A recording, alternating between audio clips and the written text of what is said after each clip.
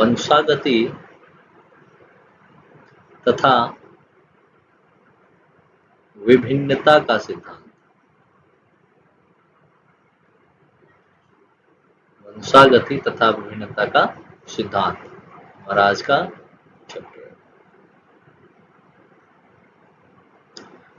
तो यह जो वंशागति और विभिन्नता का सिद्धांत है, ये आता है जेनेटिक्स के अंतर्गत।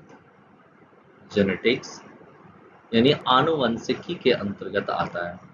आनुवंशिकी। हम सबसे पहले यहाँ पर आनुवंशिकी का मतलब समझेंगे। ये आनुवंशिकी क्या होता है? आनुवंशिकी जीव विज्ञान की वह शाखा है जिसमें माता पिता के समान या पैतृक लक्षणों का अध्ययन करते हैं। तो पैतृक लक्षणों के अध्ययन को ही जेनेटिक्स कहा जाता है या आनुवंशिकी कहा जाता है। पैतृक लक्षण का मतलब है वह लक्षण जो माता पिता से उसके संतान में पीढ़ी दर पीढ़ी स्थानांतरित होता है। इस प्रकार के लक्षण को हम लोग लक्षण को आनुवंशिक लक्षण कहते हैं और इसके अध्ययन को जेनेटिक्स या आनुवंशिकी कहते हैं। ये जो जेनेटिक्स है, इस जेनेटिक्स में हम लोग मुख्य रूप से क्या पढ़ते हैं? तो इस जेनेटिक्स में मुख्य रूप से दो चीजें हम लोग पढ़ते हैं। एक पढ़ते हैं हम लोग वंशागति और दूसरा हम लोग पढ़ते हैं विभिन्नता। हम लोग बारी बारी से दोनों के बारे में समझेंगे। ये वंशागति क्या है, ये विभिन्नता क्या है। तो यह जो वंशागति है, वंशागति क्या है भाई? तो वंशागति एक प्रक्रिया है। वंशागति एक प्रक्रिया है जिसके द्वारा आनुवंशिक लक्षण अगली पीढ़ी में स्थानांतरित होता है। अगली पीढ़ी में स्थानांतरित होता है। तो इस प्रक्रिया को ही क्या कहा जाता है? वंशागति कहा जाता है। विभिन्नता, अब हम यहाँ पर थोड़ा विभिन्नता का भी चर्चा कर लें। ये विभिन्नता क्या होता है? यह जो विभिन्नता है, यह विभिन्नता एक आनुवंशिक विभिन्नता है। आनुवंशिक विभिन्नता। आनुवंशिक विभिन्नता का क्या मतलब है? आनुवंशिक विभिन्नता का मतलब है कि ये जो लैंगिक जनन करने वाले जीव होते हैं, लैंगिक जनन करने वाले जीवों में क्या होता है कि गैमेट्स यानी युग्मकों का संलयन होता है। ये जो युग्मकों का संलयन होता है ना, इसमें क्या होते हैं, दोनों युग्मक अलग अलग आनुवंशिक लक्षण वाले होते हैं। तो अलग अलग आनुवंशिक लक्षणों वाले युग्मकों के संलयन से जो जाइगोट बनता है यानी युग्मनज बनता है, यह युग्मनज क्या होता है कि दोनों आनुवंशिक लक्षणों के मेल से बनता है। यानी मेल गैमेट और फीमेल गैमेट जो है, इसके निषेचन के फलस्वरूप युग्मनज बनता है, जिसके कारण क्या होता है, इस युग्मनज का, ये जो युग्मनज यहाँ बनता है, इस युग्मनज का आनुवंशिक लक्षण क्या होता है, अपने जनक से अलग हो जाता है, जो उसे क्या करेगा कि बदलते हुए वातावरण में जीवित रहने में सक्षम बनाता है। तो यह जो भिन्नता आती है, यह जो वेरिएशन आता है, यह वेरिएशन जीवों को बदलते वातावरण में जीवित रहने के लिए बहुत जरूरी होता है। तो अब आगे हम लोग देखते हैं भाई जेनेटिक्स के बारे में। ये जो जेनेटिक्स है, इस जेनेटिक्स के बारे में सबसे पहले विस्तृत जानकारी दी गई थी ग्रेगर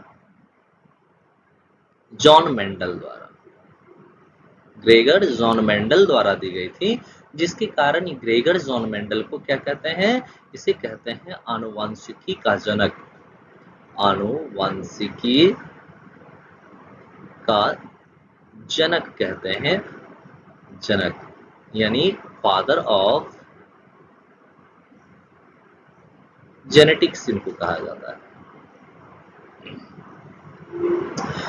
अब father of genetics Gregor John Mendel को क्यों father of genetics Gregor John Mendel को इसलिए कहा जाता है क्योंकि ग्रेगर जॉन मेंडल ने ही सबसे पहले जो है आनुवंशिकी के बारे में बताया। ये जो ग्रेगर जॉन मेंडल हैं, ग्रेगर जॉन मेंडल ने किस पर प्रयोग किया? ग्रेगर जॉन मेंडल ने अपर मटर के पौधे पर प्रयोग किया। तो आखिर इन्होंने मटर के पौधे पर ही प्रयोग क्यों किया और ग्रेगर जॉन मेंडल को सफलता क्यों मिल पाई इनके प्रयोग के आधार पर? इसका एकमात्र कारण है और वह क्या है? वह है मटर के पौधे को चुनना। तो ग्रेगर जॉन मेंडल ने मटर के पौधे को चुना, इसलिए वे सफल हो पाए। तो आखिर ग्रेगर जॉन मेंडल ने मटर के पौधे का चुनाव क्यों किया? ग्रेगर जॉन मेंडल द्वारा मटर के पौधे चुनने का सबसे बड़ा कारण क्या था? ये जो मटर के पौधे होते हैं ना, इनकी जीवन अवधि कम होती है। जीवन अवधि कम होती है। अब जीवन अवधि कम होने से क्या होता है भाई? जीवन अवधि कम होने से ये होता है कि कम से कम समय में अधिक से अधिक प्रयोग किए जा सकते हैं। इसीलिए जो है इनका कम जीवन अवधि होना मेंडल के लिए काफी ज्यादा सहायक सिद्ध हुआ। अब दूसरा क्या कारण था कि ग्रेगर जॉन मेंडल ने मटर के पौधे का चुनाव किया? तो दूसरा इसका कारण यह था कि इसके पौधे क्या होते हैं? द्विलिंगी होते हैं, बाइसेक्सुअल होते हैं। तो अब द्विलिंगी पुष्प होने से क्या फायदा? द्विलिंगी पुष्प होने से फायदा ये मिला कि ये अपने इच्छा के अनुसार मटर के पौधे में जब चाहे है ना पर परागण करा सकते थे, जब चाहे तब जो है स्वपरागण करा सकते थे। तो इसीलिए ग्रेगर जॉन मेंडल ने इस पौधे को चुना। तीसरा कारण, तीसरा क्या कारण रहा होगा भाई? तो इसका तीसरा सबसे बड़ा कारण यह था कि मटर के पौधे जो होते हैं ना, इसमें 7 जोड़े विपरीत लक्षण पाए जाते हैं। 7 जोड़े विपरीत लक्षण होते हैं। अब ये 7 जोड़े विपरीत लक्षण से क्या फायदा इनको मिला? 7 जोड़े विपरीत लक्षण से ये फायदा इन्हें मिला कि अलग अलग प्रयोग करने के लिए इन्हें अलग अलग पौधे को चुनने की आवश्यकता नहीं थी। ये मटर के पौधे में ये अलग अलग तरह के प्रयोग कर सकते थे। तो इसलिए इन्होंने जो क्या किया, मटर के पौधे का चुनाव किया।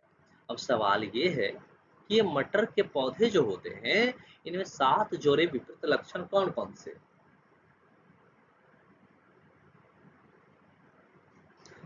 तो मटर के पौधे में 7 जोड़े विपरीत लक्षण भाई देखते हैं कौन कौन से?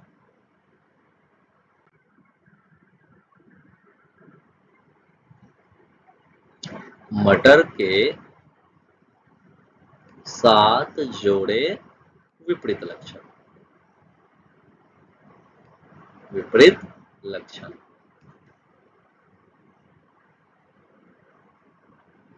देखिए, तो मटर में 7 जोड़े विपरीत लक्षण में सबसे पहला लक्षण जो है वह क्या होगा? वह है पौधे का आकार। पौधे का आकार है। तो भाई पौधे का आकार क्या है? तो पौधे जो होते हैं मटर के पौधे में, वह क्या होते हैं? उनका आकार क्या होता है? पौधा या तो लंबा होता है या पौधा बौना होता है। दूसरा लक्षण क्या पाया गया इसमें? दूसरा लक्षण है पुष्प का रंग। पुष्प का रंग। ये जो मटर के पौधे होते हैं, इसमें 2 प्रकार के पुष्प निकलते हैं। एक पुष्प कैसा होता है? एक पुष्प होता है बैंगनी और दूसरा पुष्प कैसा होता है? इसमें सफेद होता है। तीसरा लक्षण क्या पाया गया? तीसरा लक्षण है पुष्प की स्थिति। पुष्प की स्थिति। तो पुष्प की स्थिति इसमें 2 प्रकार की, एक होता है शीर्षस्थ और दूसरा होता है अक्षीय। शीर्षस्थ का क्या मतलब? शीर्षस्थ का मतलब है जैसे मान लेते हैं ये पौधा है और इसके शीर्ष भाग पर पुष्प निकल रहा है, तो ये शीर्षस्थ हो गया। और अक्षीय का मतलब है ये पौधा है और पुष्प यहाँ से निकल रहे हैं, तो इस प्रकार के पुष्प को क्या कहते हैं? इस प्रकार के पौधे की स्थिति क्या कहलाएंगे? पुष्प की स्थिति क्या कहलाएंगे? अक्षीय कहलाएंगे। चलिए अगला लक्षण क्या होता है भाई इसमें, बीज का आकार। बीज का आकार, तो ये जो मटर के पौधे होते हैं इसमें बीज का आकार कैसा होता है, इसमें बीज या तो क्या होगा, या तो बीज इसमें गोल होगा, या फिर कैसा होगा, या बीज झुर्रीदार होगा, झुर्रीदार। ठीक है, तो दो प्रकार के बीज इसमें बनते हैं, पहला बीज गोल और दूसरा कैसा बनेगा, झुर्रीदार।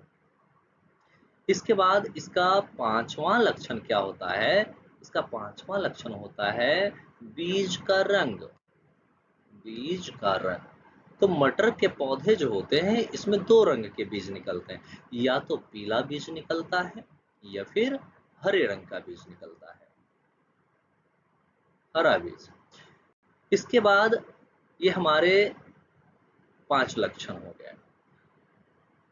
इसके बाद कौन सा लक्षण पाया जाता है भाई, फली।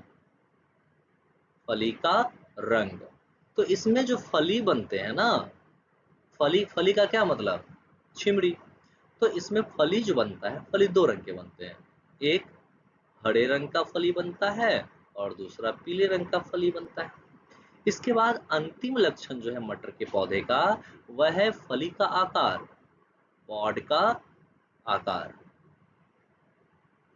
तो इसमें फली जो बनते हैं ना, फली दो आकार के बनते हैं, एक तो फुला हुआ बनेगा और दूसरा कैसा बनेगा, सिकुड़ा हुआ बनेगा, सिकुड़ा। तो इस प्रकार से मटर के पौधे में कुल 7 जोड़े विपरीत लक्षण पाए जाते हैं और इन्हीं 7 जोड़े विपरीत लक्षण के आधार पर उन्होंने मटर के पौधे पर प्रयोग किया। तो इस प्रकार से जो है उनका प्रयोग सफल रहा और इन्हीं प्रयोग के आधार पर मेंडल द्वारा आनुवंशिकी का नियम दिया गया, लॉ ऑफ जेनेटिक्स दिया गया, लॉ ऑफ जेनेटिक्स, यानी आनुवंशिकी का नियम।